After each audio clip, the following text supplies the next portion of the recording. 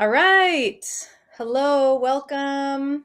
Let's see if this is working. Welcome, welcome. This is a total experiment. Welcome to the first Reset live stream. I am on our LinkedIn page and I don't see it live yet. So let's see if we're on. I can check as well. Okay, you all check and see. I think we are. Are we live? It says it's starting soon. Okay. Yep, says waiting for host. So Waiting this for. is part of what I've experienced in the past with these apps. Oh wait, Oh, here we go. Page and I don't see it live yet. So there's a delay. Okay, I'm going to click out of that. Welcome to the first Reset live stream. I'm so excited you all are here. I have the distinct honor to spend a little time with two of my very dear friends and colleagues in the DEI-J space, Andrea and Jerad, and I'm going to invite you to introduce yourselves in a moment. We've known each other, Andrea and I go way back. We initially met at the Forum on Workplace Inclusion, I believe in 2019. And Jerad, I think I connected with you through the Winters group initially in that work, and then just over time, organically, with lots of other things. So today we're talking about the role of psychological agency as it relates to a reset. And the two of them are thought leaders in this space and have been doing some very cool pioneering work in this concept. So I have some questions I'll be asking them, and we'll have some discussion. So with that, please introduce yourselves. Andrea, why don't you go ahead? Hello. I'm Andrea Perez Maicola. I use she, her pronouns and ella in Spanish, and I am Puerto Rican. If like you can, I will say that. How many times, Gerard? Maybe like 37 times today? Well, I think we should make it into like a bingo card or a game. Like well, it's 10 a.m., so we don't want to make it into like a drinking game unless you want to. Nobody said anything about that. I don't know where your head's at, but I was thinking like. I'm just thinking orange juice. Yeah, see, there we go. And yeah, I'm happy to be here and happy 4 days after the Benito Bowl. Yep. I feel like it should be a holiday or some sort of like recognition day. Well, in California, there was the governor declared it Benito Day. There we go. On Sunday, yeah. Amazing. Probably not Minnesota, but you know. No, California. In our hearts, we know. Well, my name is Jerad Green. I use he series pronouns, and I'm also excited to be here today to talk about psychological agency. I feel like I can't get enough of talking about it. So here we are. I'm excited. Thanks for bringing us on, Rochelle, and I'm excited for the conversation today.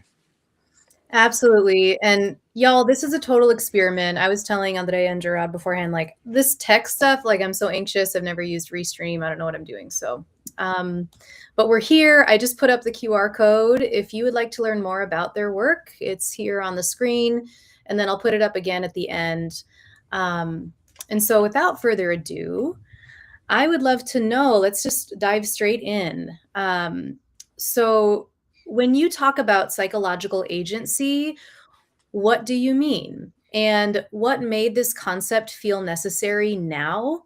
And what problem were you trying to name or solve? Ooh, it's a big question. Rochelle gave us the heads up of like, we don't got that much time, so y'all need to be concise. So I'm gonna get it moving. I'm gonna read my notes so that I can actually stay on time. But honestly, it emerged. I mean, we talked about how it emerged out of a conversation that we were having at Chili's like almost 3 years ago now. And we were having a conversation about, I mean, a lot of different things, but the topic of psychological safety came up. And we both were just like, yeah, I don't know, like psychological safety just doesn't really feel like the thing, even though it was and continues to be extremely popular in different organizations. And the discourse across multiple fields talks about, how do you build a psychologically safe workplace and so forth. And I mean, in our DEI experience, we know that safety is a loaded term and often hard to come by and something that can't be guaranteed.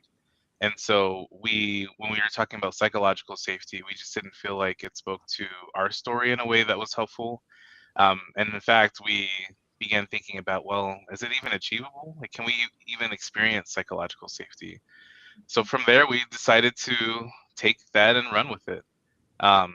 We also understood the context of what we were living through at the time and continue to live through with, a rise in remote work, the great resignation, but also return to office mandates and how that has left people just even more uncertain now, maybe than they ever have about the workplace.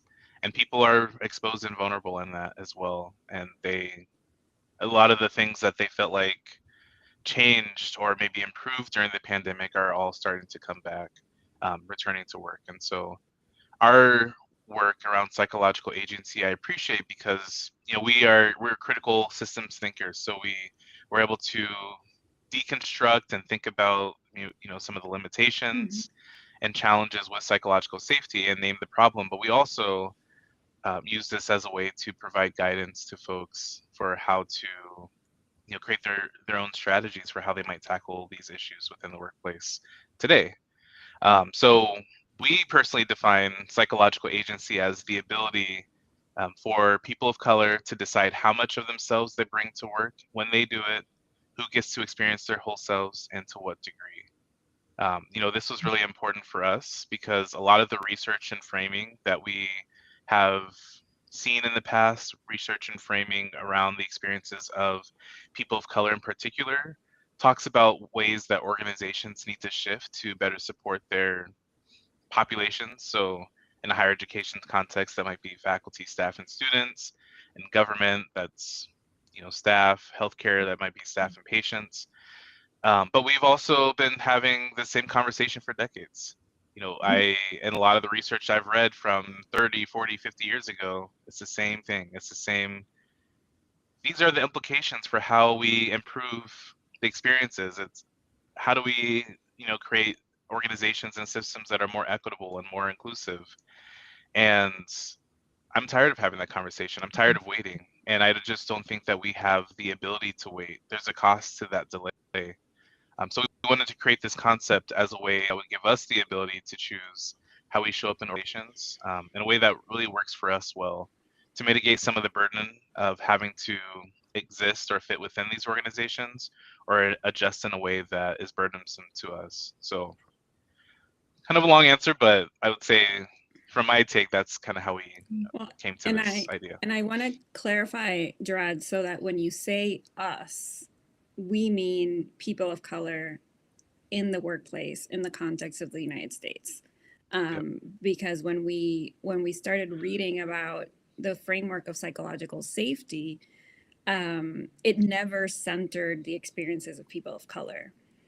So that's kind of, when you ask the question of what were we trying to solve, like what's the problem that we were trying to address, we saw that there was that gap of the lack of centering the experiences of people of color, and we wanted to fill in that gap. Obviously, as the two of us identify as people of color, we felt uniquely positioned to speak to our own experiences, but also kind of bring along the research that we've done the last few years into the forefront. And what I appreciate, just real quick say, what I appreciate about the two of you, and I've been in community with you as well, in deep learning spaces. We had a reset lab, like beta, over the summer, and the two of you did this beautiful job of being in relationship while naming the ways in which you're very different and your experiences in the world are very different, and that your identities are so, right, they're layered and they shape your experience. So I believe you and trust this work so deeply because, and I'm bought in because the two of you have such deep self-awareness, but also the way you are in relationship with one another, which not everyone gets to see, but I got to witness some very cool moments in real time of, digging into some difficult things and staying in your dignity and relationship. And you are demonstrating psychological agency even within a group of folks of color, right? Absolutely. Anyway, so that was just a beautiful, y'all, for those of you who don't know these folks, I just have to vouch for their way of showing up in community when there isn't an audience, you know. So, Jerad, were you going to say something else about this piece? You know what? I can't follow that. So you keep moving. Awesome. So my second question, and you started to touch on this, but just really let's get into the difference here between psychological agency and psychological safety. I have taught on psychological safety, Amy Edmondson's work, for many years. And, you know, shout out for the you know, the ways in which it has been helpful, right? But I also believe there are many shortcomings. And so tell us more about the key differences. Where do you see people conflating these two concepts? And why does this distinction really matter, especially in the context we're living in right now? Especially the three of us are local here in the Twin Cities as well, in Minnesota, during the ice stuff and everything going on. Oh, Andrea, did we lose you? We might have lost Andrea. Let's see if she comes back. So Rod, oh, here she is. Oh, yeah, she's back. Yep. So especially, yeah, just especially in this moment that we're in. I'm back. Can you hear me? Yep. Okay. I love this question, and I had to wrestle Jerad for, and by wrestle I mean rock paper scissors, because I wanted to answer this one. So I feel very passionately about this conflation because I've done a lot of. Oh no, we lost her again. It's just about to get good. Oh no. Okay, let's see. Hopefully, here she is. Here she is. Usually I'm the one with the tech issues, so this is this is abnormal. I don't know if this is my home internet or is this just booting me out. It's weird. Sorry. Yeah, hopefully we keep you. I've done a lot of work and learning around abolitionist frameworks, and I feel that there's an opportunity for us to incorporate some of those learnings into our work. I know it's a very tall order, so I'm not pretending that we're there yet. But the main difference is that I'll say two things. One is that psychological safety, the framework of psychological safety, does not take into consideration the systems of oppression that we are currently navigating, especially in the workplace, right? It just does not take it into consideration. And the other thing that I would want to share is that we don't see psychological agency as the missing piece for psychological safety to exist for people of color. It's not the missing piece. It's not a component. It's not the add-on. Because when we talked about psychological safety as it relates to people of color, people will say that it's like, oh, it just felt like something was missing. Mm-hmm. Well, it was missing because it never considered the systems of oppression that we're under. It's not that it was missing because psychological agency was missing, and then now all of a sudden psychological safety can be realized. So there's that distinction. And I think that the reason why people conflate the two is because they're still holding on to that hope that psychological safety can be attainable for people of color. So it's almost as if psychological agency has to be that missing piece for folks. And there's a quote that I want to read from abolitionist Mariam Kaba. And she says, people are new to these ideas. And I'm kind of using psychological agency as the new idea, right? They're trying to make sense of it in real time. And they're projecting the meanings that they want and need onto these ideas. Oftentimes, when you encounter something for the first time, it raises so much within you that it makes you grasp for familiar things to explain the thing that you may not quite understand. Mm-hmm. So what I love about that quote, and just kind of like breaking it down, right? It's it's people. Psychological agency is still a new concept. You know, we it's only been quote unquote in the market for 3 years. We didn't put out an article. It hasn't been a year yet, so it's still a new idea. And people, what's familiar to them is psychological safety. So they're trying to make the connection between this new idea and something that they already know to be true, or it's true to them, for them. And so we understand that that's the main reason why people want to conflate the two terms, but it's really important, and we feel really passionate about the distinctions and the limitations of psychological safety, and why we believe that psychological agency, one, is a standalone concept, and it centers the experiences of people of color in the workplace, which is something that psychological safety can't say that it does. And then to your last question of why does this distinction matter in the times of unrest and the pressure that we're under, is because during times of unrest and this pressure, the system, the white supremacist system, the imperialist system, the capitalist system, calls for all of us to conform, calls for all of us to obey, calls for all of us to not question anything. So that distinction is very, very important, because if we're, as people of color, we're in our workplaces under this much pressure, like this is like a pressure pot, right? And we're in our workplaces and we feel like we're being gaslit, because it's like this, you talk about psychological safety in the workplace, but it's like, you know what? I'm not feeling it. I'm not experiencing it.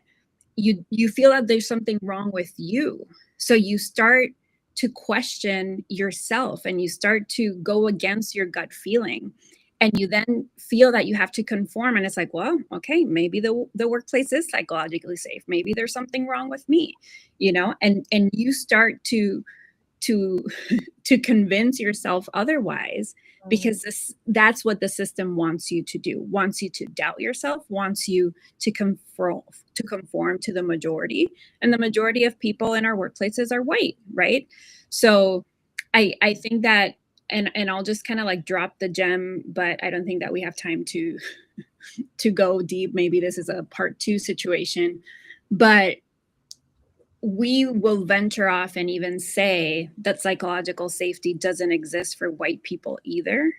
But white people aren't ready to have that conversation yet, because the systems are designed, or built by them, were designed to work for them. However,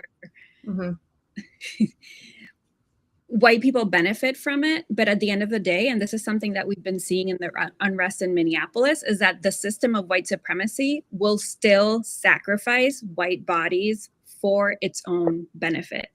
So we also don't believe that psychological safety exists for white people in the workplace from that lens.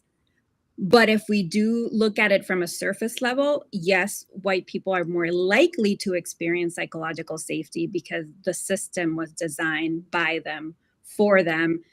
The representation in the upper echelons of the organization will be people who look like them, etc. So that's kind of where our research and our conversations are leading us to. But still kind of understanding that because it's a new concept, people like that readiness factor for folks in order to like receive and believe what it is that we're saying, we might all still be a little green. Yeah, Jerad, go ahead. Sorry, the only thing that I was going to add is I think that another difference or another consideration for our work is that we're not treating this racialized lens as an add-on, but rather the lens we use to understand the experience of psychological safety or not within the workplace. And I think that is an important difference, because I think that what we've seen more recently from Edmondson's work, as other people, including Edmondson, but also other people who have adopted psychological safety as the tool or the lens or the concept that they're going to use, tried to say, well, psychological agency for Black women, for people of color.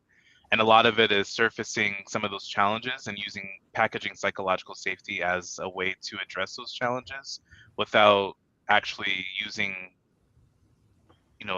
race or critical theory or whatever it might be as the lens to understand and pick apart psychological safety, and to think about the limitations and how it may or may not apply to different communities. And so, I think about, critical race theory, for example, and how a lot of it was a critique of traditional legal studies and theories, and how those legal studies may have tried to incorporate race into their analysis, but being able to use critical race theory as the lens to examine and deconstruct and reconstruct our legal system has created so much, progression and knowledge within our bank that we can lean upon, that really transforms the way that we understand the things around us. And so I think that's also an important consideration as well.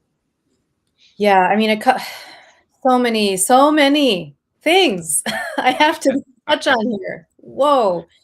So going back, Andrea, to your point about abolitionist frameworks, and that when we're learning new things and experiencing new things somatically in our bodies, watching people white bodies being murdered on the street for the common good, for the sake of standing up against ICE and protecting immigrant, neighbors, abolitionism starts to feel more palatable, right? It starts to feel more like, okay, right? So when there starts to become some of that receptivity, there's an opportunity to be in multicultural movements for abolition in a way where we're effective together. And there was a lot of discourse, and there continues to be discourse about, like, well, because they're white folks, because, Alex Preddy and Renee Good are white, like they're getting, their names are remembered and others are not. And I think that's a very valid and important point to make, because many people have been murdered by ICE, many Black and brown people, and continue to be in horrific conditions. And where can we draw on this little window of openness and receptivity for folks maybe more in the mainstream, to bring them along into this movement for justice? And not just, we're in the workplace, but we are on the streets. For folks that aren't local, like, people are going out onto the street in their bathrobes and their slippers, and they're, even outside of where I work at the Coven, one of the co-working spaces, there's been stuff going down. Even yesterday, people are crying during the lunch hour, crying in the bathroom. Like, this concept of agency in this moment matters, and we have to lean in, I think, even more now, because safety is not guaranteed. Safety is a concept, and this comes from organizing work. Like, we never say safe space, like that's not guaranteed. Brave space, right? Courageous space, spaces of agency. That's where we have choice in our own personal risk, what we're willing to do and not do for movement at any given time in our lives. We have many different things we're all facing. So in order to be a multicultural movement for justice, we need one another, and we have to center the experiences of those most impacted, and psychological safety falls short. Absolutely. The other piece I real quick want to just name, Andrea, to your point about grasping familiar things, my mind goes to the IDI, which is a limited tool in some ways, but it reminds me of adaptation. It reminds me of, if you are especially a person of color at work, in an adaptation mindset. And for those that are familiar with the IDI, it's sort of this stage of a continuum where you have more agency, you have more choice, and you can choose whether you are in a given moment assimilating, going along to get along, or if you are, going against the grain and being more authentically you at work. But that's a choice. And I'm really curious, this is not part of the questions I originally outlined, but I'm curious your thoughts on kind of how that, like, if that's a helpful framework at all for people who are familiar with the IDI to layer on to psychological agency. So I appreciate the question, and Jerad and I are both qualified administrators, so we're qualified to answer the question, even though you didn't send it to us in advance. No, it's fine. I actually think of it from the perspective of the lens of minimization instead of acceptance and adaptation as it relates to people of color, because the IDI tells people of color who are in minimization that you're in minimization as a survival mechanism, that you are minimizing your own cultural differences to appease the broader dominant culture. And that can be translated into code switching. It can be translated into the double consciousness that, you know, that we also kind of learn about. So I think that it's easier to understand and easier to grasp as a person of color being in minimization out of survival, because you also know that once you take that person of color outside of their dominant white workplace into their community, whether it's geographically, whether it's with their family, chosen family systems, etc., they're not operating in minimization anymore. They're very much in acceptance and adaptation. So it's really fascinating to really understand, especially as people of color, that we end up navigating across multiple developmental orientations throughout our day. And it's leaps and bounds. Like, we're going from minimization into adaptation throughout the day. It's like, oh, I'm here at work, and then with my family, and then over here, and then watching the Super Bowl halftime show. It's like I'm very much in my element, you know? Yeah. So we're making these bigger leaps throughout the day, which also contributes to it being much more exhausting.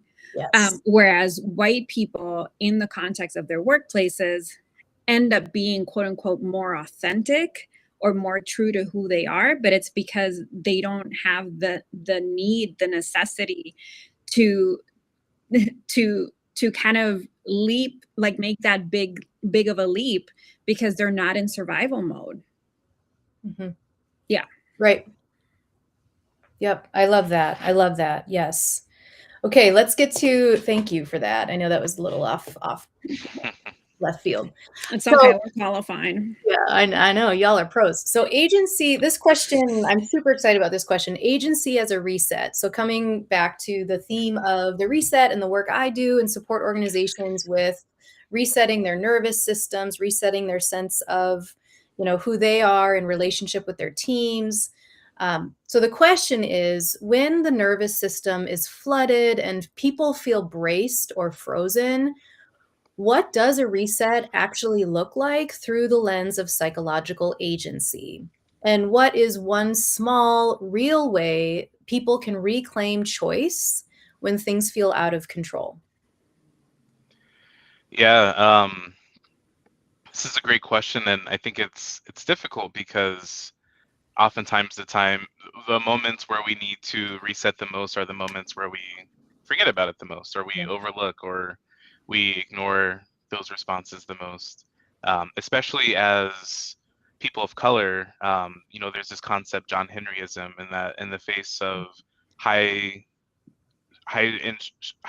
stress, that we often do more work. We often exhibit high effort in the face of you know, chronic stressors, and that leads ultimately to poor health outcomes, negative and poor health outcomes. And so I think that there's that recognition of recognizing our bodies and how they're responding to the stressors and to the stress that we're encountering within our environment in general. I think that the idea of psychological agency in and itself is an act of refusal, because we're operating outside of systems that want to extract and drain from us. And the idea is that we have the idea, I think, too, is that if we get to have agency and if we get to choose how we engage in the workplace, that we won't be as burnt out or overwhelmed as we might be traditionally or normally. You know, for me, I think that the clearest way that I try to do this is through boundary setting. And, in the reset, I feel like I talked a lot about how sometimes those boundaries can be really difficult. But I think that setting intentional boundaries, it helps me to recognize and to understand, what are my limits or what are my guardrails that I need to hold to. And because I have those limits and guardrails, it makes it a lot easier to identify when I'm pushing up against those or when I'm out of alignment with those guardrails. And then from there, I can make adjustments as I need to better accommodate where I'm at and where I need to be and what I've committed to myself as well.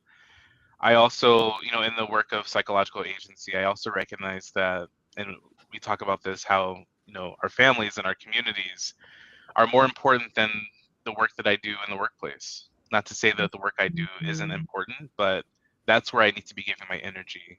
That's where I need to give the who I truly am, the essence of who I am, my authentic self. So if I put less value in myself as a worker, providing, labor for an organization, and more value in myself as a human, then I can preserve my energy and my life force in a way that's healing. Um, I appreciate Trisha Hersey's work with Rest as Resistance, because she talks a lot about the importance of humanity and how these systems that we've talked about today do everything that they can to dehumanize us, to exploit us, to extract what makes us human in order to keep the machine going. And being able to practice psychological agency through intentional boundary setting, I believe, again, is a way that we can refuse that and to resist that and prioritize what we need as humans in a way that that's healing within our workplaces and doesn't push us over the edge. I also talk about how risk isn't a neutral concept, and so that doing something or even the absence of doing something or doing what society tells you to do or what you're supposed to do, both ends is a risk. And yesterday I gave a presentation where I talked about how, a keynote speaker that I saw talked about how, people want to be on the fence. People, want to teeter and say, well, I don't know, I don't quite dig it, but I also don't quite oppose it. And she straight up said the devil owns the fence. Period. The oppressor owns the fence. And so if we're staying on the fence, then our complacency, our silence, our us absolving our responsibility in those moments is no better than siding with injustice and oppression. And so I think that is an opportunity for us to think about how we can do the right thing as well. So now I really try to prioritize my health. I try to prioritize my sustainability. I don't center my day on how to be approximate to systems that were never meant to protect my humanity. And for me, that's been really life-giving. Damn. Oh, so good. So, Gerard and I didn't, mic drop. Didn't compare notes. And my answer is very similar to his, but obviously I'm sharing it in a very different way. So we're kind of coming up with this little formula, because we also understand that the way that people remember things is kind of like with the gimmicky, formulas and stuff. So the formula that we're testing it out, but think of awareness plus alignment equals agency. Okay. Ooh. So then, so when I think of like resetting, right, like our nervous system through that lens of psychological agency. So think of awareness plus alignment equals agency. So as it relates to awareness, who or what deserves my full self? Like we need to be aware of who that is, what it is, where is it? Alignment is like, am I honoring that right now? Right? Am I honoring that? Is it in alignment with my values? And agency is, what can I do to close that gap? So if it's not in alignment, what can I do to close that gap? And by doing that exercise, and that exercise, you can do it with so many different things throughout your day. You can do it as a weekly evaluation. You can do it on a quarterly basis, like however you feel it makes sense to you. but doing that little exercise as it relates to what's like, are you aware of what deserves your full self? Are you honoring that? Because if you say that your family deserves your full self, are you currently honoring that? And if not, then what are you going to do about it? And for me, it's like, even if we don't get to like solve for agency in that formula, increasing our awareness or detailing what our alignment is, it already helps in regulating our nervous system. The other thing that I love are these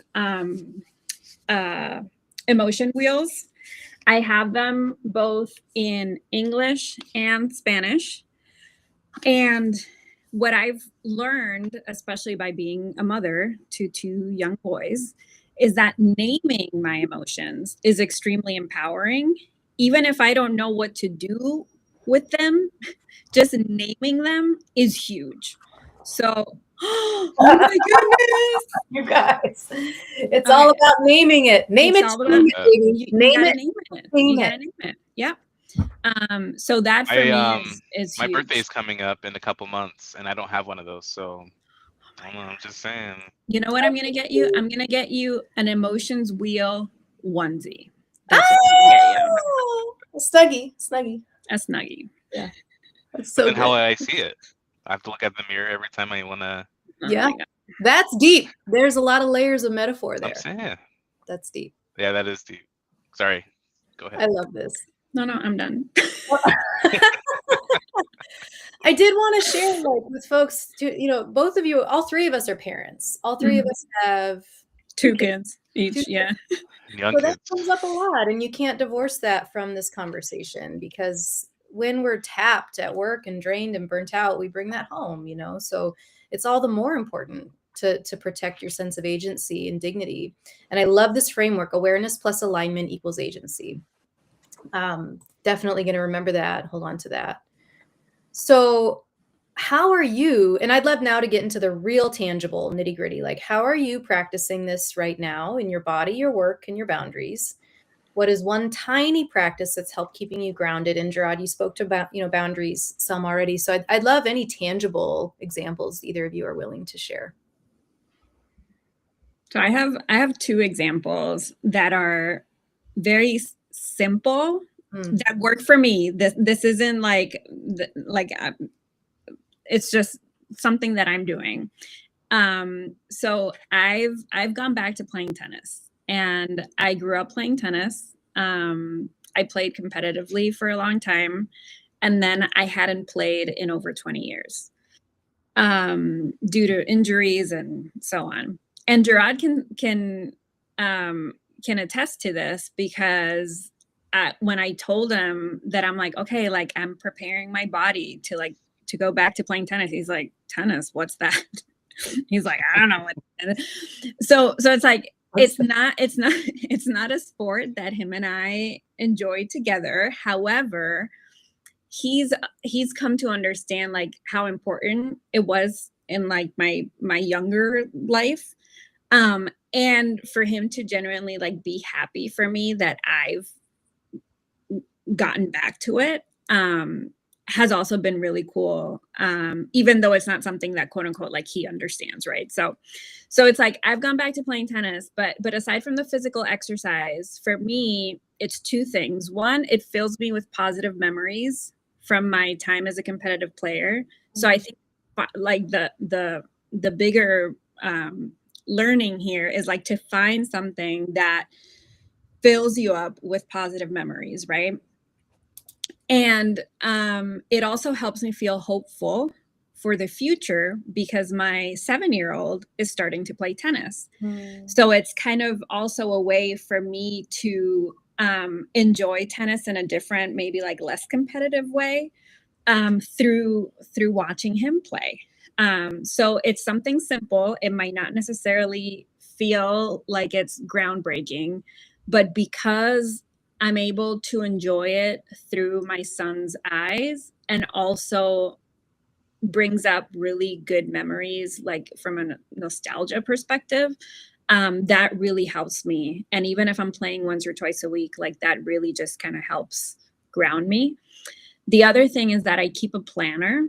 I love color coding the shit out of things. And I keep a planner, and organizing it on a weekly basis also helps me just kind of like get into a routine.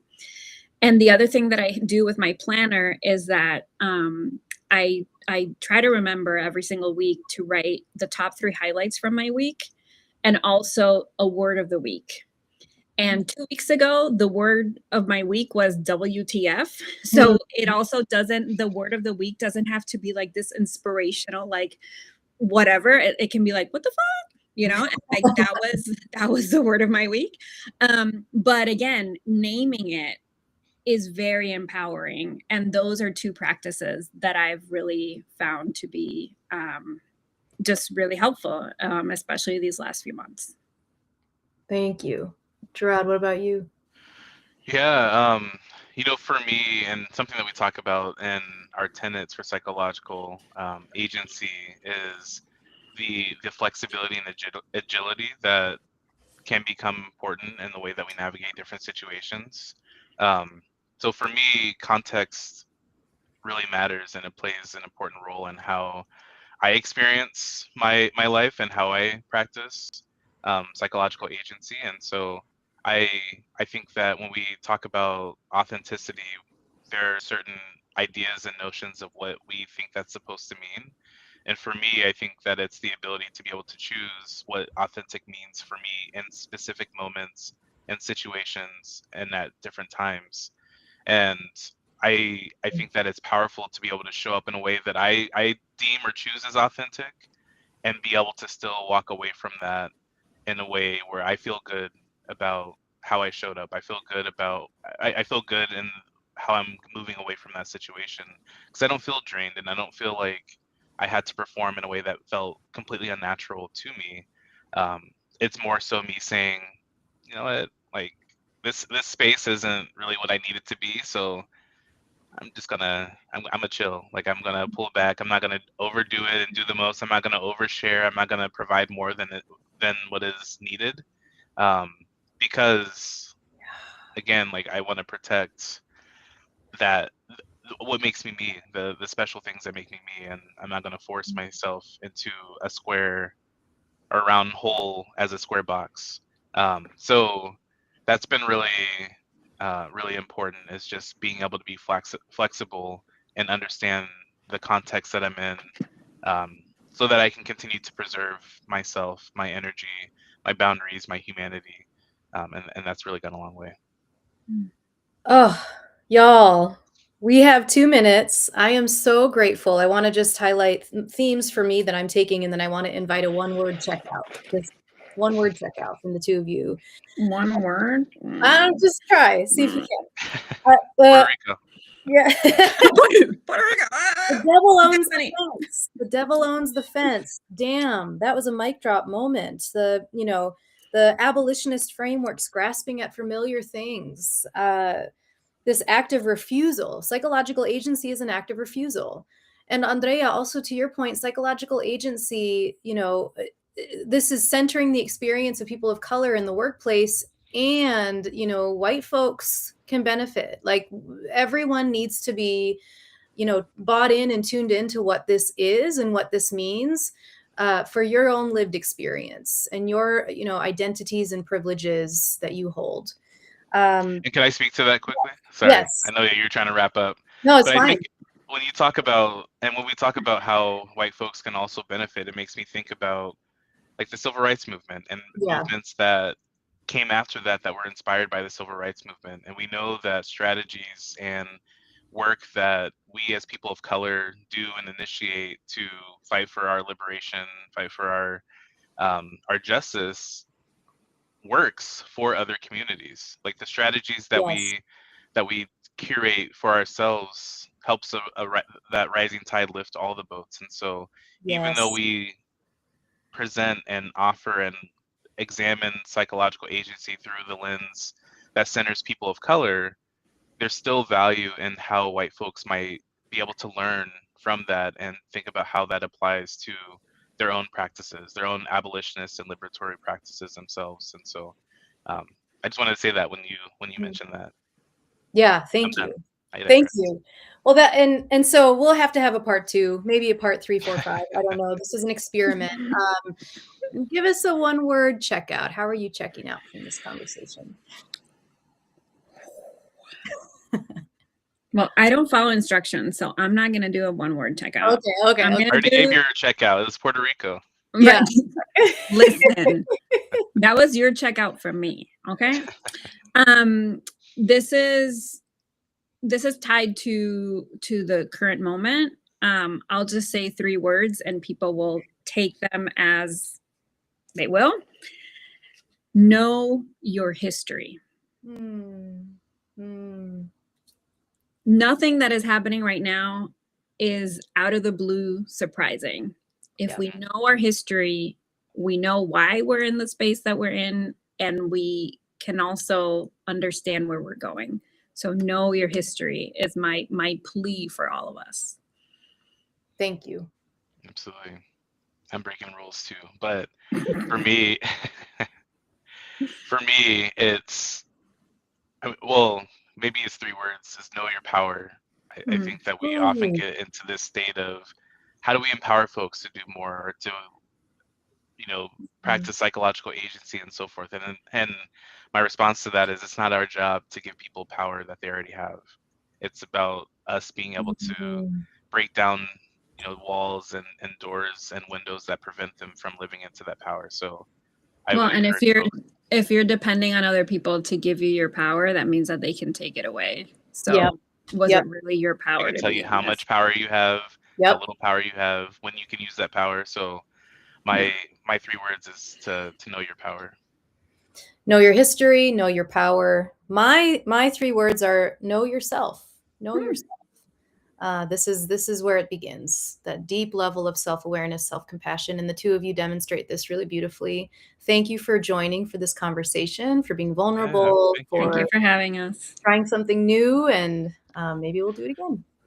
And people were coming in the chat, so this must have worked out. I think we were live. Technology worked out. Yeah. I think we were live. Thank you for those of you who joined as well today. Take good care. All right. Bye, everyone.